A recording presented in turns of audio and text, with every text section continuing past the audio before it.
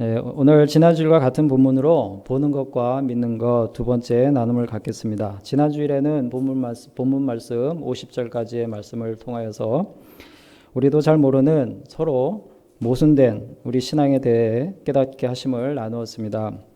예수님은 48절에서 너희는 표적과 기사를 보지 않으면 도무지 믿지 아니하리라 라는 말씀으로 우리 신앙에 문제가 있음을 깨닫게 하십니다. 그것이 무엇입니까? 우리 생각에 우리가 하나님께서 표적과 기사와 같은 기적적인 일을 베풀어 주실 때 우리 믿음이 성장할 줄 알고 우리 삶에 그러한 기적을 이루어 주시길 기도하지만 실은 그런 응답을 받더라도 우리들의 믿음이 성장하는 것이 아니라 세상의 즐거움을 쫓아 살며 오히려 믿음에서 떠나는 것이 우리들의 모습일 수 있다라는 것입니다. 왜 그렇습니까? 우리들 역시 바리새인과 사두개인들처럼 마음이 약하고 음란할 수 있기 때문입니다. 그래서 말씀과 믿음보다는 우리들의 욕심에 더 많은 관심을 가지고 표적과 기사를 바라볼 수 있기 때문입니다. 또한 이 나사로와 부자 이야기에서 나오듯이 이 부자의 형제들이 편안한 삶 속에서 풍요로운 삶 속에서 그러한 삶 가운데 말씀을 믿지 않으면 죽은 자가 다시 살아나는 기적이 일어난다 하더라도 믿음을 갖지 않는 그런 마음이 있는데 우리들 역시 그런 마음일 수 있다라고 하는 것입니다. 그런데 그럼에도 불구하고 우리 주님께서는 우리를 아무런 조건 없이 너무나 깊이 사랑하시기 때문에 우리들의 아픔에 깊이 통감하시고 치근함으로 자비와 긍휼을 베푸시며 우리에게 약속하신 모든 언약들을 이루어 가시기 위해서 끝까지 기다리고 계시는 분이시다라고 하는 것을 나누었습니다. 오늘도 하나님은 본문을 통하여 우리에게 말씀하십니다. 그 말씀이 우리 삶을 변화시키는 능력의 말씀이심을 믿습니다. 오늘 본문에서 우리가 주목하여 볼 것이 있습니다. 그게 뭐냐면 지금 이 아들의 병고침을 바라는 왕의 신하가 있는데 이 신하가 변하여 가는 것입니다. 그의 변화와 또 그의 신앙을 보면서 우리들의 신앙을 비추어 보고 더욱 성숙한 신앙으로 우리도 변화될 수 있기를 소원합니다. 이 왕의 신하가 보여주는 변화는 무엇이냐면 그가 믿음을 갖는 과정에 반전이 있다는 것입니다. 49절, 50절 말씀을 다시 보겠습니다. 신하가 이르되 주여 내 아이가 죽기 전에 내려오소서. 예수께서 이르시되 가라 내 아들이 살아있다 하시니 그 사람이 예수께서 하신 말씀을 믿고 가더니 여기에서 예수님께서 가라 내 아들이 살아있다 이렇게 말씀을 하시는데 그 전과 후에 이 신하가 다릅니다. 달라집니다. 변하고 있습니다. 신하는 48절에서 예수님께서 말씀하셨죠. 표적과 기사를 보지 않으면 도무지 믿지 아니하리라 라고 하신 그 말씀의 의미를 이해하지 못하고 49절에 보면 내 아이가 죽기 전에 내려오소서. 지금 예수님의 말씀을 깨닫지 못하고 계속해서 기적을 베풀어 주실 것을 그것을 자기 눈으로 보게 하여 주실 것을 구하고 있습니다. 간청하고 있습니다. 그런데 예수님께서 50절에서 가라 내 아들이 살아있다 이렇게 말씀을 하시고요. 그런데 이 신하가 이 말씀을 듣고 나서 변하는 거예요. 어떻게 변합니까? 말씀을 믿고 갑니다. 예수님께서 내 아들이 살아있다라고 말씀하셨을 때 그에게 주어진 것은 보이는 것이 아니에요. 그는 지금까지 뭔가 보기를 원했지만 자기 눈으로 확인하기를 원했지만 그래서 예수님을 가버나움으로 모시고 가기 원했지만 이제 말씀을 듣고 그 말씀만 믿습니다. 그리고 내려가는 것이죠. 그 전까지는 예수님의 능력을 바라봤다면 이제 예수님의 말씀을 바라보고 있는 것입니다. 그렇게 변화되고 있는 거예요. 지금까지는 예수님의 능력을 바라보고 있었지만 지금 그는 예수님의 말씀을 듣고 그 말씀에 기초하여 믿고 있는 겁니다. 표적과 기사를 보고 믿는 것이 아니라 말씀을 듣고 믿는 것이죠. 그의 믿음의 근거는 보이는 것에 있는 것이 아니라 하나님 말씀 자체에 있는 것을 하나님께서 우리에게 보여주고 계십니다. 신하의 이런 변화를 통해서 우리가 그러면 이 표적과 기사를 어떻게 볼 것이냐라고 하는 것을 생각해 볼 필요가 있습니다. 성경에서 예수님의 이런 표적과 기사를 행하심, 여러 가지 기적을 행하시는 그런 내용들을 소개할 때 일정한 초점이 있습니다. 이 표적과 기사들이 가리키는 것이 있다는 것인데 그것이 무엇이냐면 하나님의 말씀과 믿음이죠. 예수님께서 행하시는 표적과 기사는 하나님의 말씀, 즉 메시아를 보내주시겠다라고 하신 그 언약의 말씀이 성취되고 있다라고 하는 것을 계속해서 보여주십니다. 그 성취된 말씀의 핵심이 무엇입니까? 바로 예수 그리스도죠. 따라서 우리는 표적과 기사를 보면서 그 결과로 주어지는 어떤 기적적인 사건만을 볼 것이 아니라 그 사건을 통해서 드러나는 예수님이 누구신지, 어떤 분이신지 그것을 보고 그 예수님을 우리가 만나야 하는 것입니다.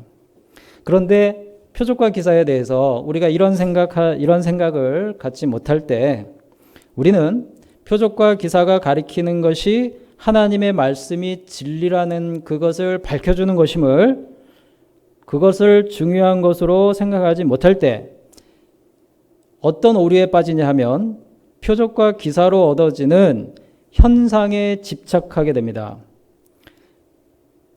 말씀과 믿음이 아니라 그것을 통해서 드러나는 현상, 어떤 결과에 집착하게 된다라고 하는 것입니다.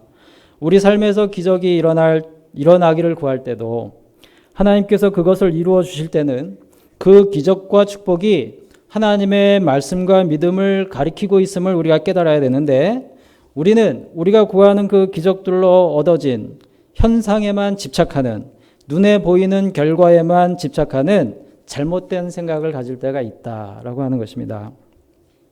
물론 표적과 기사를 통해서 기적적인 것들을 통해서 초자연적인 역사를 통해서 믿음을 갖지요. 그렇지 않습니까? 우리 가운데도 그렇게 믿음을 갖기 시작한 분들이 있잖아요. 예를 들어서 병에 걸렸는데 모든 수단과 방법을 다 동원했지만 고쳐지지 않는 상황에서 하나님께 나아갔을 때 병고침을 받고 정말 하나님이 살아계시구나 라는 생각을 갖고 믿음을 갖고 그때부터 신앙생활을 하게 되는 경우 있지 않습니까? 우리가 해결해야 할 문제가 있는데 초자연적인 역사가 아니면 도저히 그렇게 될 수 없는데 그런 우리 하나님께서 그런 것들을 경험하게 하시고 그리고 하나님을 믿게 되는 경우가 얼마든지 있지 않습니까? 우리는 그런 경험을 보통 체험이다 이렇게 이야기합니다. 체험을 통해서 믿음을 갖고 하나님께 나아가는 그런 경우가 당연히 있죠. 그게 잘못된 게 아니죠. 그러나 이런 체험으로만 형성된 믿음은 기반이 너무나 약해요. 그래서 성경 말씀으로 기초를 다지지 않으면 그 체험 이후에 언젠가는 찾아오는 고난이 있을 때 그 고난을 버티지 못하고 이 세상의 염려와 재물의 유혹에 금방 말라버리는 예수님의 비유의 말씀 속에 가시떨기에 뿌려진 씨앗과 같은 그런 믿음에서 멈춰버리는 것입니다. 또한 신비한 체험은 있는데 말씀을 모르니까 그 누구보다도 강한 확신이 있어요. 왜냐하면 직접 경험했거든요. 그 강한 확신을 가지고 자꾸 이상한 이야기를 합니다. 성경 말씀이 아닌 이상한 이야기를 해요. 자신의 체험에 비추어 이야기를 하고 그거에 비추어 말씀이 아닌 자신의 기준으로 남을 판단하기도 하는 것이죠. 말씀을 모르니까 신비한 체험에 빠져서 결국 무속신앙에 머물러 버리는 그런 경우도 있습니다. 체험, 당연히 하나님께서 우리에게 주실 수 있습니다. 그런데 그거 역시도 우리가 바라봐야 할 것은 우리가 끝에 도달해야 할 것은 바로 말씀이에요. 말씀으로 다져야 합니다. 모든 표적과 기사들을 통해서 하나님의 말씀에 집중하게 하시는 것, 그것이 바로 하나님의 뜻인 것입니다. 사랑하는 성도 여러분, 모범적인 신앙은 기적을 바라며 하나님을 믿는 것이 아니라 말씀으로 하나님을 믿는 거예요. 기적을 구하면서 이거를 해주시면 하나님을 믿겠다라고 하는 게 모범적인 신앙이 아니고 말씀 자체를 믿고 하나님을 믿어야 말씀 자체를 보고 하나님을 믿어야 된다라고 하는 것입니다. 그런 의미에서 오늘 본문에서 보는 이 신화의 변화된 모습은 우리에게 그런 신앙의 모범을 가르쳐주고 있습니다. 이제 이 신하는 자신의 아들에 대한 문제를 하나님께 맡기고 오로지 말씀만을 믿고 홀로 자신의 삶의 문제로 돌아가고 있는 것이죠. 자신이 기대하는 결과에 집착하지 않고 말씀을 믿고 결과까지도 하나님께 맡기는 그러한 신앙의 모습을 갖는 사람으로 변화되어 가고 있는 것입니다. 자신이 기대하는 어떤 기적적인 결과에 집착하지 않고 하나님의 말씀을 믿고 결과까지도 하나님께 맡기는 그런 모범적인 신앙이 우리가 성경에서 찾아볼 수 있습니다. 창세기 22장 6절에서 10절 말씀 다 같이 읽어보겠습니다. 아브라함이 이에 번제 나무를 가져다가 그의 아들 이삭에게 지우고 자기는 불과 칼을 손에 들고 두 사람이 동행하더니 이삭이 그 아버지 아브라함에게 말하여 이르되 내 아버지여 하니 그가 이르되 내 아들아 내가 여기 있노라. 이삭이 이르되 불과 나무는 있거니와 번제할 어린 양은 어디 있나이까. 아브라함이 이르되 내 아들아 번제할 어린 양은 하나님이 자기를 위하여 친히 준비하시리라 하고 두 사람이 함께 나아가서 하나님이 그에게 일러주신 곳에 이른지라. 이에 아브라함이 그곳에 제단을 쌓고 나무를 벌려놓고 그의 아들 이삭을 결박하여 제단 나무 위에 놓고 손을 내밀어 칼을 잡고 그 아들을 잡으려 하니. 아멘. 우리가 잘 알고 있는 이야기죠. 하나님께서 100세에 아브라함에게 아들을 약속하신 아들을 주셨습니다. 언약의 성취로 주셨어요. 이 아이가 자라는데 어느 날 하나님이 청천벽력과 같은 말씀을 하십니다. 그 아이를 번제물로 바쳐라. 아브라함이 그 말씀에 순종해서 지금 바치기 위해서 데리고 가고 있는 거예요. 그리고 단을 쌓고 거기에 아들을 눕힙니다. 그리고 손을 내밀어 칼을 잡고 지금 이 아들 이삭을 번제물로 바치기 위해서 죽이려고 하는 그런 순간이죠. 이 이후의 사건을 내용을 우리가 잘 알고 있습니다. 하나님께서 아브라함을 멈추게 하시고 주위를 둘러보니 이 수풀에 걸린 숫양이 꼼짝 못하고 있는 것을 보게 하시고 그 양을 끌어다가 이삭을 대신해서 제물로 바치게 하셨죠. 아브라함이 직면한 삶의 문제는 무엇입니까? 자기 아들을 번제물로 바쳐야 되는 거예요. 기적을 구하지 않았을까요? 이것을 피하고 싶은 마음이 있지 않았을까요? 그것을 위해서 당연히 하나님께 기도했겠죠. 그런데 결국에는 다른 기적보다 말씀에 순종해서 그대로 하는 겁니다. 어떻게 이럴 수 있었을까? 아브라함이 어떻게 이럴 수 있었을까? 성경 말씀에 보니까 아브라함은 말씀에 대한 믿음이 있었기 때문에 이렇게 순종할 수 있었다. 이렇게 가르쳐주고 있습니다. 히브리서 11장 17절에서 19절 말씀을 다 같이 보겠습니다. 아브라함은 시험을 받을 때에 믿음으로 이삭을 드렸으니 그는 약속들을 받은 자로 돼 그 외의 아들을 드렸느니라. 그에게 이미 말씀하시기를 내 자손이라 칭할 자는 이삭으로 말미암으리라 하셨으니 그가 하나님이 능히 이삭을 죽은 자 가운데서 다시 살리실 줄로 생각한지라. 비유컨대 그를 죽은 자 가운데서 도로 받은 것이니라. 18절 말씀에 보니까 하나님은 그에게 이미 말씀하시기를 내 자손이라 칭할 자는 이삭이다. 이렇게 말씀하셨어요. 이미 하나님께서는 이삭을 주실 때 그 전에 이 바다의 모래와 같이 많은 자손을 주시겠다 이렇게 하나님이 약속을 하셨죠. 그 다음에 그 약속을 이삭을 통해서 이루어가겠다라고 말씀을 주셨습니다. 아브라함은 이 말씀을 알고 있어요. 그리고 이 말씀을 믿고 있습니다. 그런데 지금 이삭을 바쳐야 되는 그러한 상황에 처한 거죠.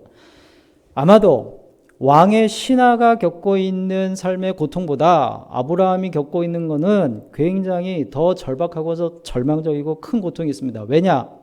왕의 신하는 죽어가는 아들을 바라보고 있지만 아브라함은 자기 손으로 자기 아들을 직접 죽여야 되는 거예요. 이러한 상황 가운데 아브라함은 자신이 기대하는 것들 그것보다도 말씀에 순종하고 있습니다. 그 말씀이 무엇이냐면 이삭을 통해서 하나님께서 언약을 이루어 가실 것이다 라고 하는 그 믿음이에요.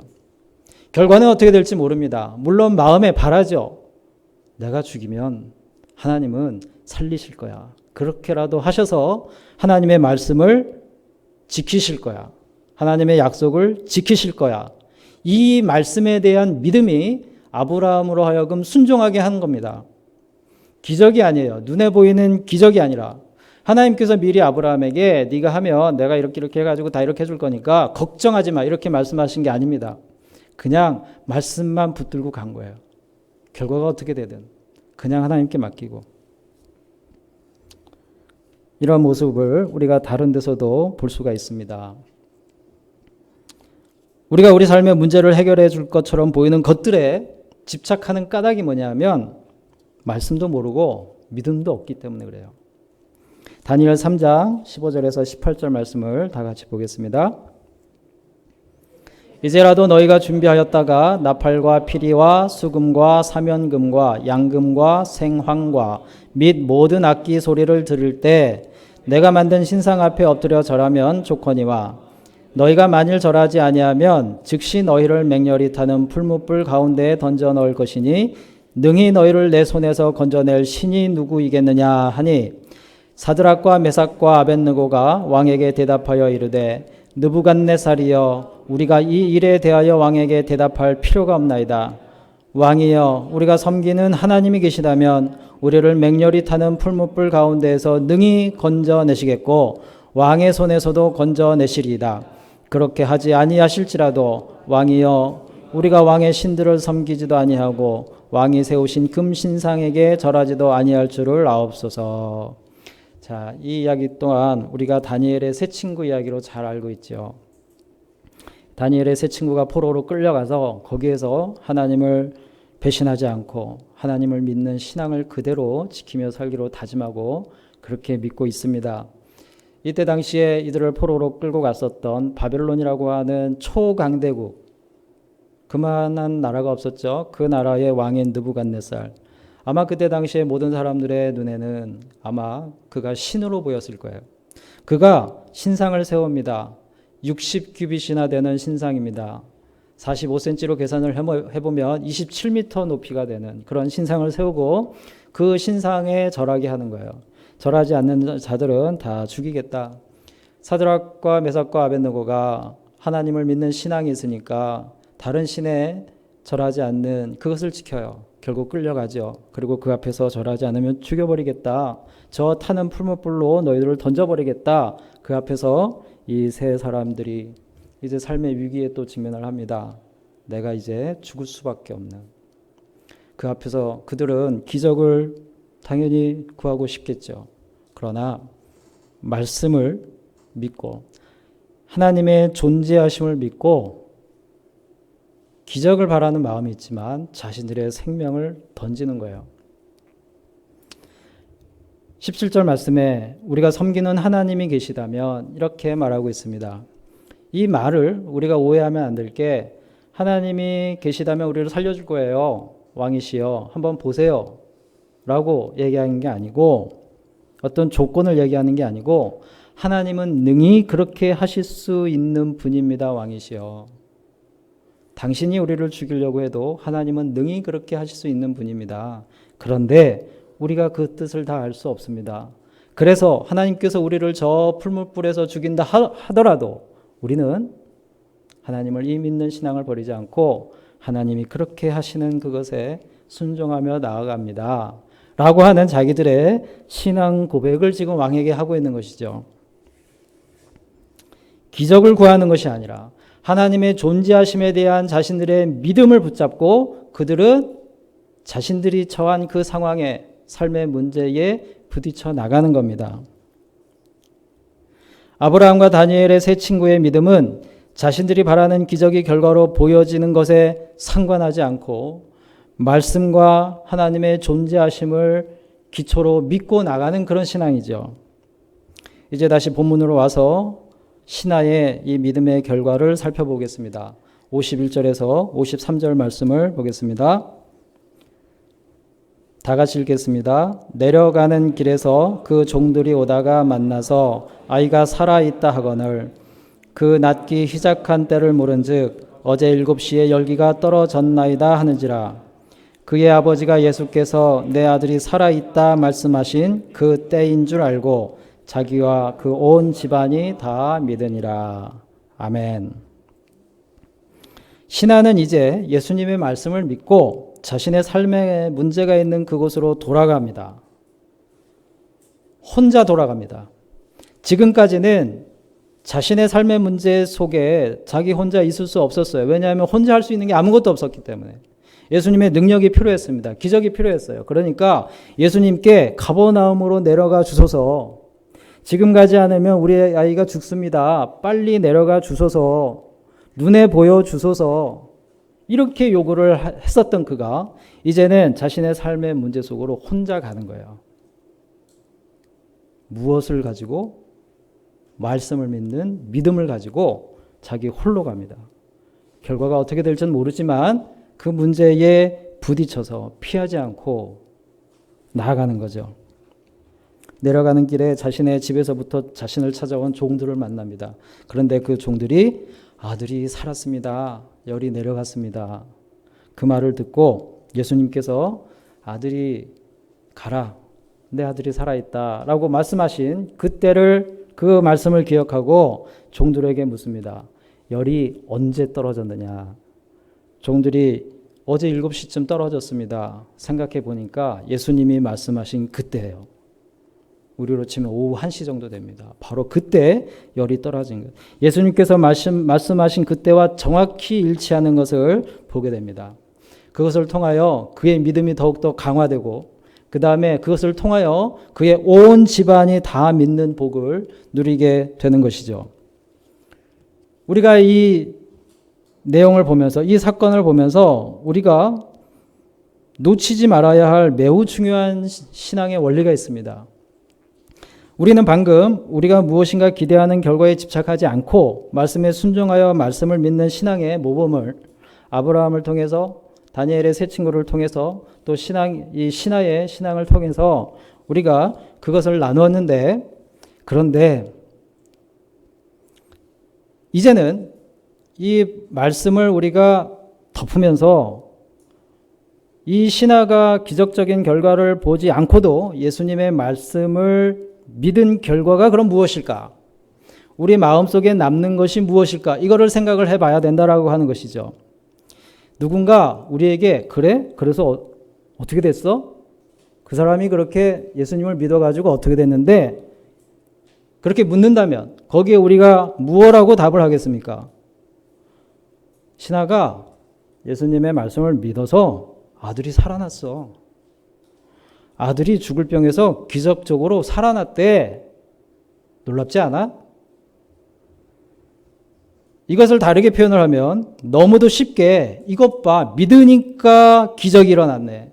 믿으니까 기적이 일어난 거야. 믿으니까 우리 소원이 이루어진 거야. 그러니까 믿어야 돼. 라고 이야기할 수 있다는 거죠. 그런 마음으로 이 본문을 덮어버리면 사실은 우리는 다시 원점으로 돌아갑니다. 그것을 이 본문의 말씀의 교훈으로 삼는다면 우리는 다시 원점으로 돌아가는 거예요. 기적을 보고 믿는 믿음으로 우리는 돌아가게 된다라고 하는 것입니다.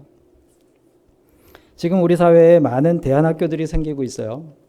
공교육이 물론 다 잘못된 건 아니죠. 그런데 어떤 부모님들은 좀 다른 환경에서 내 아이를 잘 가르쳐 보고 싶다. 그래서 나름 생각하는 교육 철학을 가지고 보다 더 이 아이에 맞는 입시가 아닌 이 아이에 맞는 어떤 그런 교육, 양육을 받게 하기 싶으니까 그런 데를 찾아가요. 그래서 이제 만족해 합니다. 아이가 행복해 하는 걸 보고 만족해요. 그리고 학년이 올라가죠. 고등학교 1학년, 2학년, 3학년.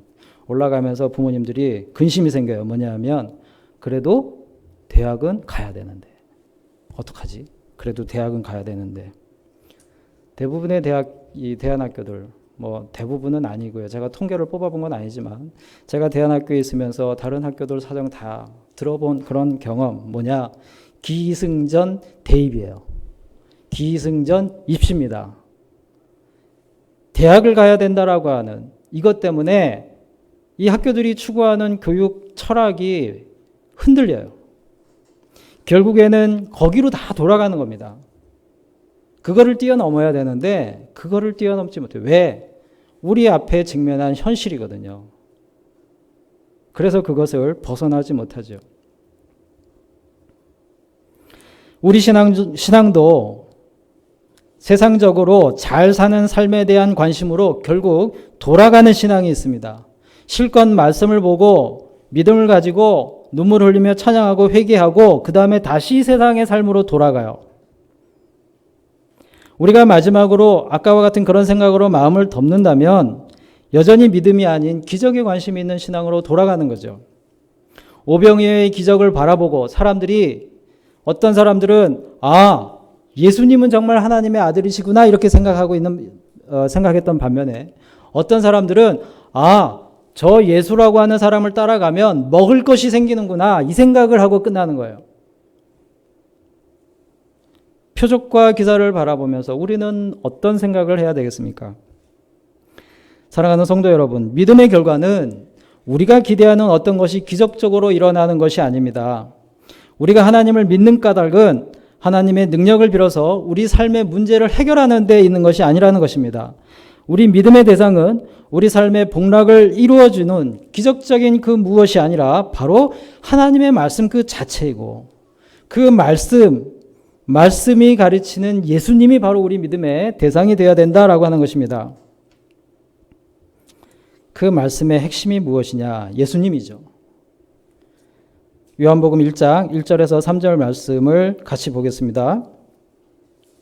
태초에 말씀이 계시니라. 이 말씀이 하나님과 함께 계셨으니 이 말씀은 곧 하나님이시니라.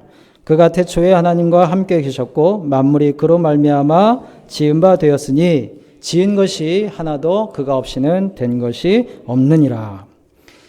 지금 표적 두 번째 사건을 소개하고 있죠. 4장에서. 그런데 하나님께서는 요한복음에서 7개의 표적을 통해서 예수님을 소개하시는 이 내용을 전개하시기 전에 1장 1절에서 말씀하십니다. 뭐라고 하시죠? 태초에 말씀이 계시니라. 이 말씀이 하나님과 함께 계셨다. 신하가 예수님의 말씀을 듣고 믿었어요. 그 말씀, 로고스입니다. 여기에 나오는 말씀도 로고스예요. 예수님이에요. 태초에 말씀이 계셨는데 그 말씀이 하나님과 함께 계셨다. 그 말씀은 곧 하나님이다. 당신들이 눈으로 본 인간 예수가 그냥 도덕적이고 고귀한 삶을 살다간 인간의 모습으로 끝나는 것이 아니라 그가 사실은 하나님이셨다. 그가 태초부터 계셨고 그가 만물을 지으신 우리가 경배해야 할 대상이 바로 그다라고 하는 것을 하나님께서 이 요한복음을 통해서 알려주시는 거예요. 그때 당시에 사람들에게도 그걸 알려주시려고 하는 거고 지금 우리들에게도 그걸 알려주려고 하시는 거죠. 인간의 몸을 입고 오신 예수님은 완벽한 인간임과 동시에 하나님이십니다. 요한복음의 7개의 표적은 바로 그것을 증언하는 것이죠. 마찬가지로 오늘날에도 하나님은 우리가 때때로 믿음의 결과로 기대하는 기적적인 체험들을 통해서 하나님의 말씀이 예수님을 통하여서 사실로 드러났다라고 하는 것을 우리에게 가르쳐주고 계시는 거예요. 예수님이 메시아다. 예수님이 하나님이시다. 그를 통하여 구원을 얻을 수 있다. 만물이 그로 말미암아 지은 바 되는 것인데 우리는 그 만물을 지으신 분에게는 관심이 없고 그 만물 속에 살면서 조금 더 가지려고 하고 조금 더 편안하려고 하고 조금 더 자랑을 하려고 하고 조금 더 고난과 고통을 피하면서 그런 삶을 살려고 표적과 기사를 바라며 그것을 눈으로 보기 위해서 우리 믿음을 이용합니다. 만물을 지으신 분이 있는데 그분은 바라보지 못하고 표적과 기사를 그 만물 속에서 조금 더 잘 살기 위해서 그것을 믿으려고 하죠. 그래서 늘 결과를 기대하고 집착하면서 믿습니다. 우리가 바라는 뭔가 결과를 기대하고 집착하면서 믿음을 갖는 거예요. 결과를 기대하고 집착하면서 믿으니까 결과가 내 생각과 내 기대와 다르면 너무 쉽게 하나님을 원망하고 하나님을 떠납니다. 우리의 신앙은 어디에 있는지 혹 그러한 모습에 머물러 있지 않은지 돌아봐야죠. 왕의 신하 이야기를 보면서 믿으니까 아들을 살려줬다라는 생각만 한다면 아브라함의 사건을 보면서도 믿으니까 순양을 보내준 거야. 다니엘과 세 친구를 보면서도 믿으니까 그들을 살려주셨구나. 이 생각만 하고 끝나요. 다니엘의 세 친구들이 살려주지 않았다면 안 들어갔겠습니까? 하나님께서 너희들 내가 들어가면 털끝 하나. 그 결과가 어떻게 됐죠? 결국 들어갔습니다. 느부갓네살이 7배나 불을 더 뜨겁게 했어요. 잔뜩 화가 났지요, 지금. 그래서 끌고 가서 던져라. 끌고 가던 군사가 불에 타 죽을 정도로 불이 굉장히 더 뜨거워졌는데 거기에 들어간 세 친구 옷도 타지 않고 머리털도 타지 않고 있는 그대로 나왔습니다. 그걸 보면서 이봐, 믿으니까 이렇게 된 거야. 믿으니까. 아닙니다. 그 세 친구들은요, 하나님께서 구하지 않아도 거기 들어가는 믿음이에요. 우리는 그들을 보면서 믿으니까 구했다 이렇게 생각하지만 그들의 믿음은 구하지 않아도 그냥 들어가서 죽는 게 그들의 믿음인 겁니다. 그게 하나님의 존재하심을 믿는 그 믿음에서 나오는 행위가 그렇게 되는 것이죠.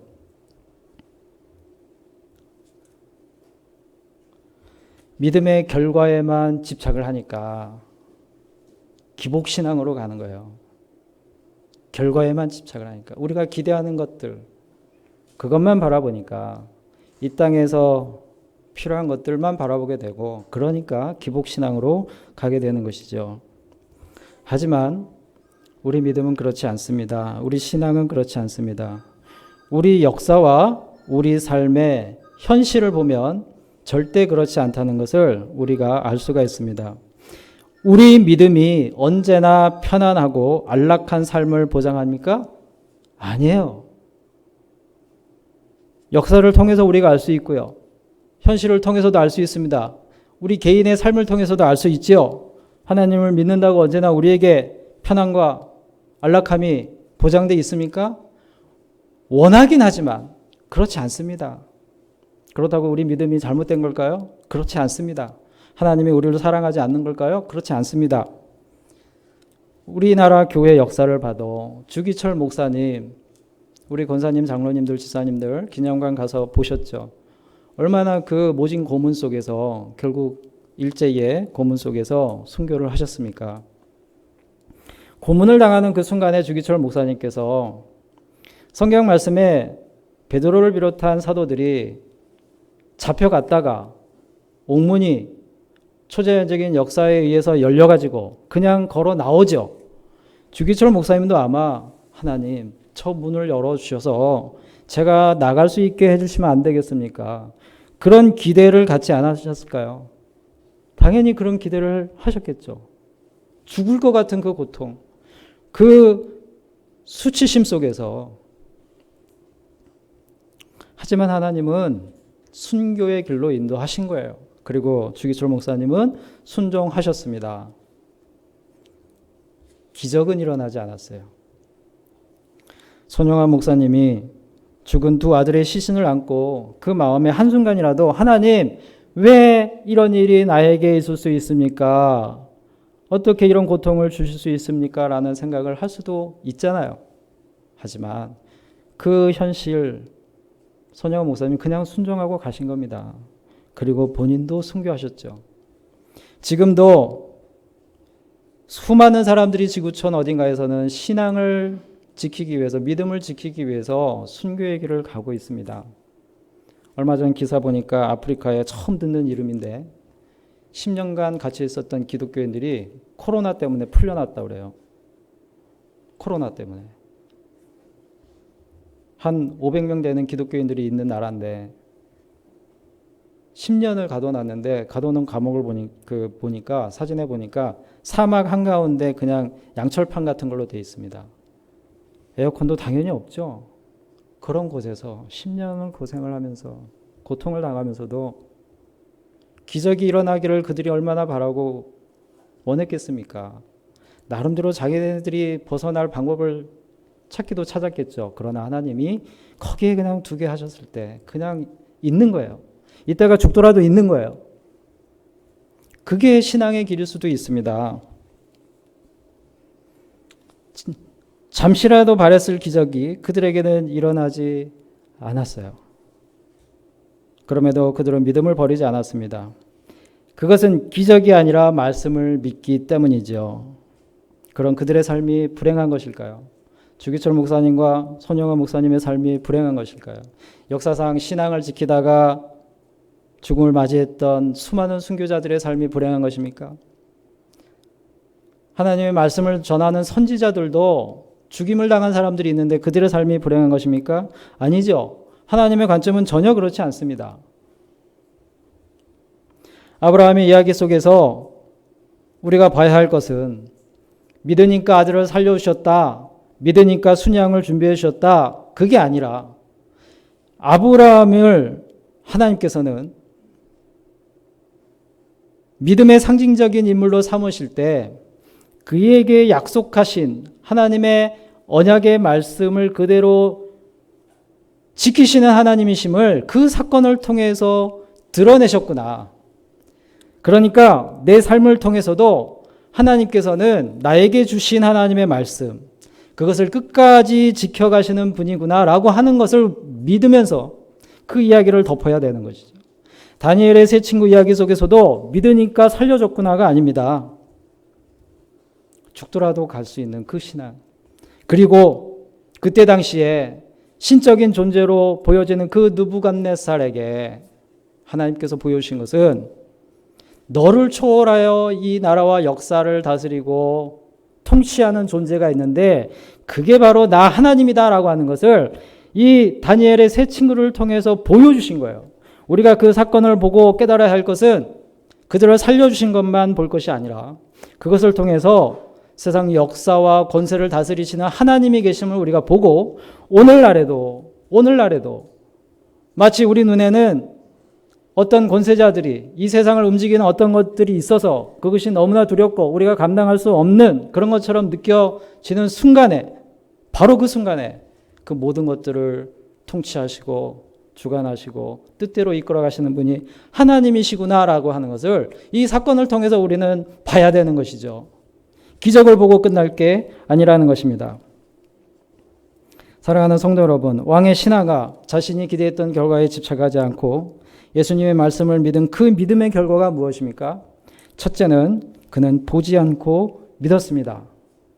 그리고 그 믿음을 통해서 기적을 체험하면서 그 기적을 통해서 그의 믿음이 강화돼요. 그리고 결과가 뭐예요? 온 집안이 믿게 됩니다. 말씀이 전파가 되고 죽어가는 영혼이 살려지는 그거죠. 그리고 또 하나, 그의 믿음의 결과가 무엇입니까? 하나님께서 그의 믿음을 요한복음에 기록하신 거예요. 많은 사람들이 예수님의 기적을, 병고침, 여러 가지 기적적인 행하심 경험했지만 하나님께서 그것을 다 여기에 기록하시지 않았습니다. 특별히 이 신하의 변화된 신앙의 모습을 보고 여기에 기록을 하셨어요. 그 믿음의 결과는 그의 신앙을 여기에 하나님께서 기록하셨다라고 하는 것입니다. 그의 믿음을 신앙의 모범으로 우리에게 소개하시는 그 영광을 그로 하여금 누릴 수 있게 하시는 거죠. 그의 이야기를 남기셔서 다른 사람들로 하여금 하나님을 믿게 하시는 게 그 믿음의 결과인 것입니다. 그것이 우리들이 추구해야 할 진정한 신앙인의 영광이고 우리 인생의 참된 기쁨이 되어야 할 것입니다. 사랑하는 성도 여러분, 우리는 우리 믿음의 결과가 무엇이기를 바라고 있습니까? 하나님을 잘 믿어서 시집장가 잘 가고 좋은 대학에 가고 좋은 직장 얻고 돈 많이 벌고 사업이 번창하는 것입니까? 하나님을 잘 믿어서 건강하고 고난과 고통을 피하면서 노후 걱정 없이 편안하게 살다가 천국에 가는 것입니까? 우리 믿음의 결과는 우리 믿음을 보고 다른 사람들이 그 입술로 하나님을 살아계신 하나님으로 고백하게 만드는 것이 되어야 할 줄로 믿습니다. 우리 믿음을 보고 다른 사람들이 우리 예수님을 메시아라고 고백하고 증거할 수 있는 코로나 시국에 기독교가 이렇게 비난의 대상이 되는 이 시국에 그럼에도 불구하고 우리 믿음을 보면서 다 그런 게 아니구나. 살아계신 하나님이 있구나. 이것이 우리 믿음의 결과가 되어야 되는 것이죠. 왕의 신의 믿음을 성경에 기록하심으로 그것을 보면서 우리로 하여금 참된 믿음을 갖게 하시는 하나님께서 우리의 믿음도 본이 되어서 누군가의 마음에 남기시는 거예요. 그리고 그로 하여금 하나님을 믿게 하는 거죠. 그것이 우리 믿음의 결과가 되어야 될 줄로 믿습니다. 사랑하는 성도 여러분, 우리가 하나님을 믿으면서 당면한 현실적인 문제들에 대해서 하나님께서 도와주시길 기대하는 거 나쁜 거 아닙니다. 기대할 수 있지요. 당연합니다. 아브라함도 기대했습니다. 이삭을 다시 살려주실 거야. 하나님이 약속하셨으니까 기대했죠. 하지만 하나님은 다른 방법으로 하셨어요. 우리가 기대하는 건 나쁜 거 아닙니다. 하나님은 우리의 기도와 믿음의 결과로 우리가 바라고 소망하는 것들을 이루어 주셔요. 왜냐하면 우리에게 복 주시기를 원하시니까. 그러나 그 기대에만, 우리가 기대하는 결과에만 집착해서는 안 된다라고 하는 것입니다. 결과에 집착하지 않고 말씀을 믿을 때 우리가 비록 원하고 기대했던 것들이, 하나님께 구했던 것들이 그대로 이루어지지 않았더라 하더라도 믿음을 잃지 않고 신앙의 성숙을 이루어 나갈 수 있을 것입니다. 기적을 보고 믿는 것이 아니라 믿음의 결과로 기적을 체험하는 것이죠.